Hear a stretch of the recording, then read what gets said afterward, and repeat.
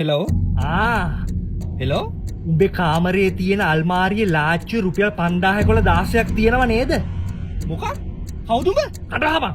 අහන දෙට උත්තර දීපන්. කටවහලා අහන දෙට උත්තර දෙන්න? බෑන්ඩේ මෙට්ටේ ඇස්සේ තරම් මාලයක් තියෙනව නේද? උඹ කොහොමද දන්නේ? උඹ හොරෙක් නේද? මගේ ගෙට වෙන්න නේද? ඔව් යකෝ.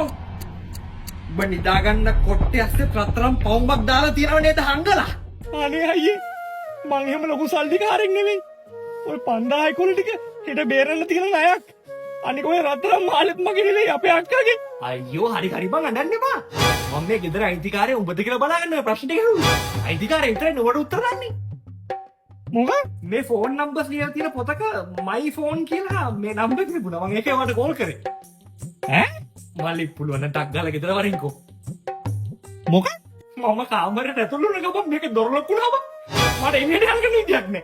ඒ කියන්නේ උඹ කාමරේ හිර වෙලා දින්නේ. අනේ ඕක කලිප්මට වරින්කෝ මට පට්ටේ චූපරයි. හිටපන් මම එන්නම්. පොලිසියත් එක්කගෙන මෙන්නම් අර පොලිසියට කිව්වත් නම් උඹේ කාමරේ මැත්තේ මම චූ කරනවා. මම පට්ටේ චූපරේ ඉන්නේ. කහපාට තඩි පැල්ලමක් ඉතුරු කරනවා මේක හොඳේ. එතකොට පිස්සු කෙල්ලේ ඔය අල්ටිංගල ටයිල් ටික මං එන්න. ඉතින් වරින්කෝ එනසක් ගන්න. හරි මේ එනවා.